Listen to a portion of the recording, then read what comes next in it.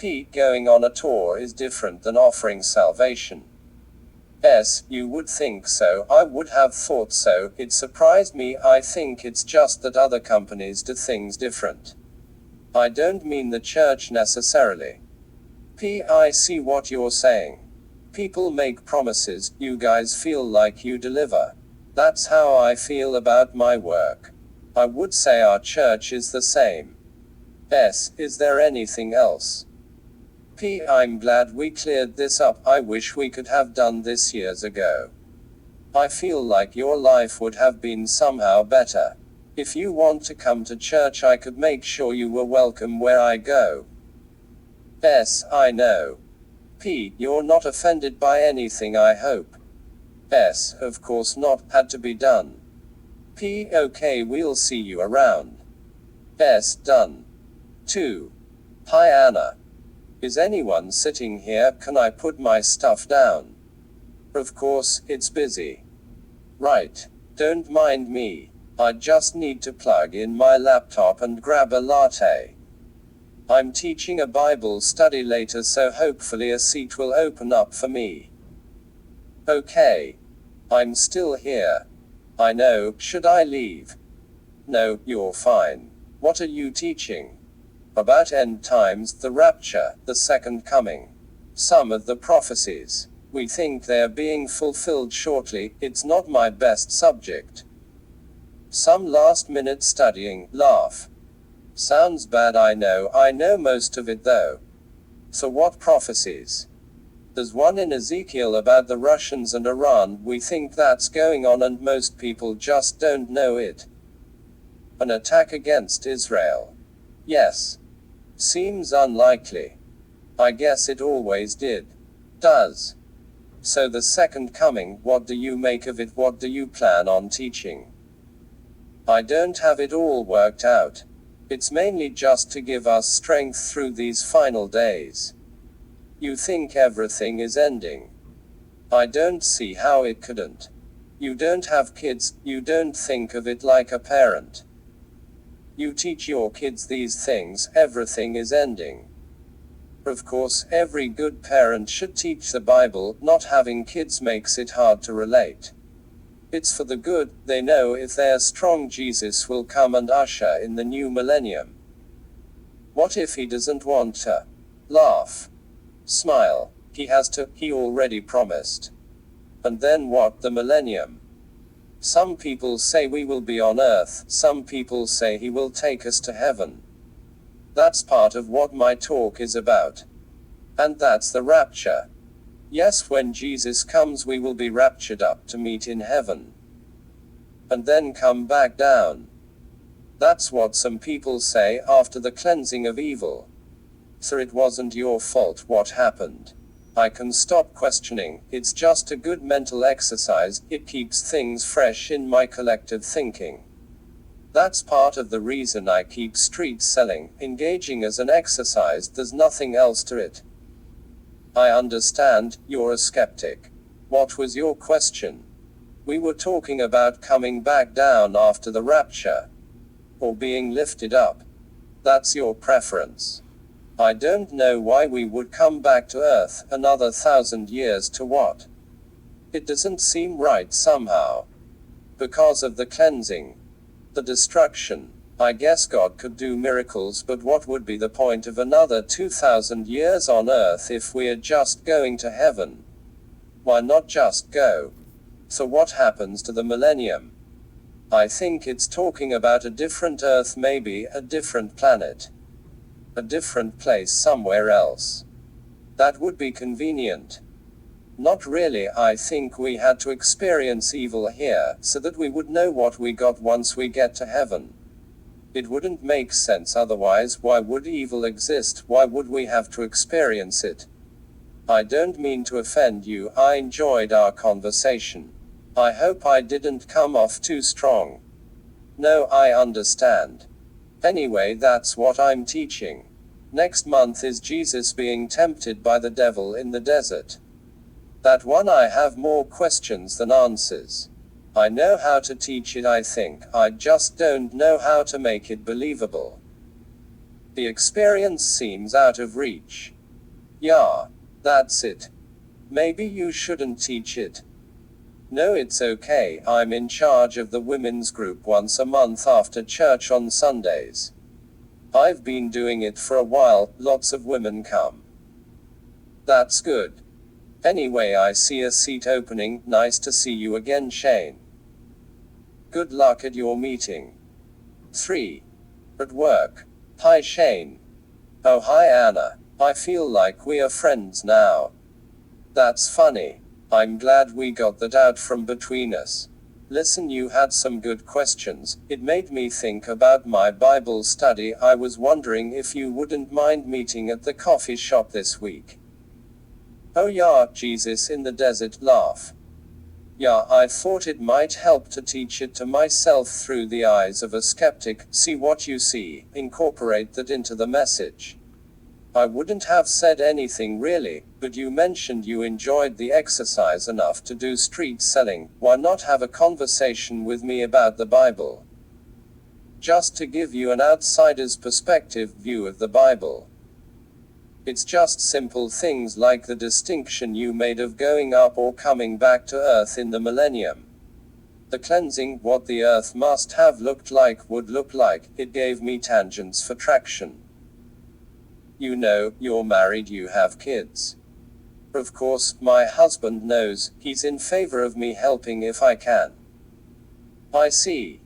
Anyway. No, that's fine. I'm usually there by 3, I don't usually work Saturday so I'm gone. Sunday I should be there. Okay, think of some questions for me, that will help me develop, maybe you can get some questions answered yourself. Sounds good, I'll be there by 3. Okay. 4. 3:15. Sorry I'm late, I have a pile if I can just set it down. Oh, that feels better. Been on your feet. Yeah, long day at the office, now for the Bible study. How come there are no men in your study?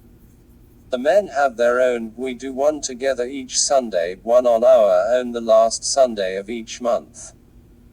I see. So you must be respected, people respect you, I mean. Admire you. Yeah, I do a lot of work with sports teams, we have an active family. I'm really surprised you found anything I said helpful. That's just it. We all know what it means in a way already, the desert, Jesus fasting, the devil tempting him. I thought maybe you could try to poke holes in it, things maybe that weren't addressed in the regular sermon. You want me to make it interesting. That's a lot of pressure. That's not how I would put it, just a different perspective of emphasis. So you decided to go through with it, teach it next Sunday. That is why I am here. You seem so serious sometimes, I don't see that side of you. It's like a street performance, isn't it? Dancing in the streets, yes. Ha ha. See, you're interesting, funny. So what do you think of it? What would you say if you were me? Ha. You can be honest, I'll filter it like I did last week. Okay. You're stoned, aren't you? I can see your eyes are dilated. I have to look for that in athletes. It disqualifies them.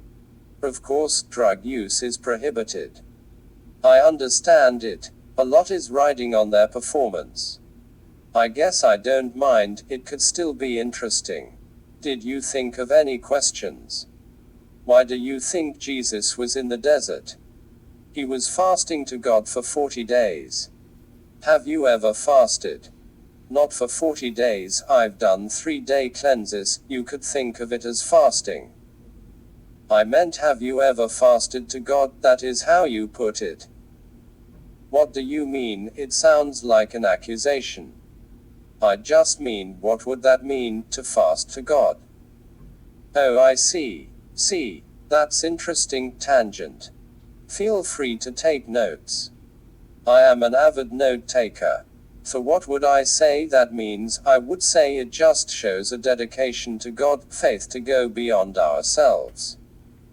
To starve to death, you mean? To take our faith that far, metaphorically I mean. God wouldn't want you to starve yourself to death. Of course not, that couldn't be the teaching. It's just what happened, what Jesus had to go through to become an acceptable sacrifice to the Father. An acceptable sacrifice by starving. What would it mean to God, if he was willing to starve for 6 weeks, 6 months? What becomes the standard at which God is pleased? Do you think the number 40 is somehow significant? I was going to ask you about that. I have heard opinions, 40 days of rain, things like that. I'm not much into numbers, I don't think that would be an interesting tangent. Okay, so it was just until death, just before death, that made it significant. 1 week wouldn't mean as much as 3, 6 weeks makes sure what that no one else can do it.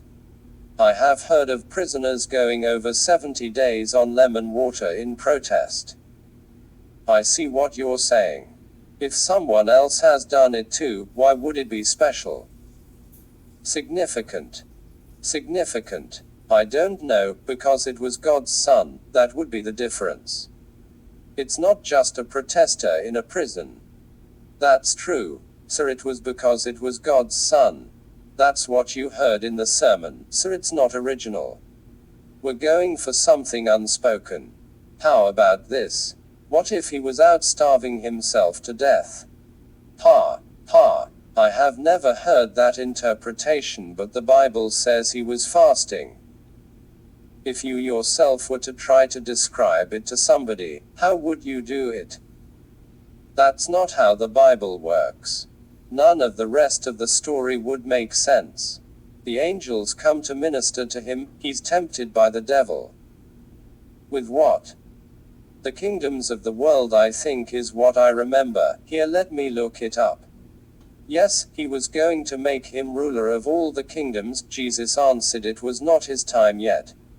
His Father was going to give that to him after the sacrifice.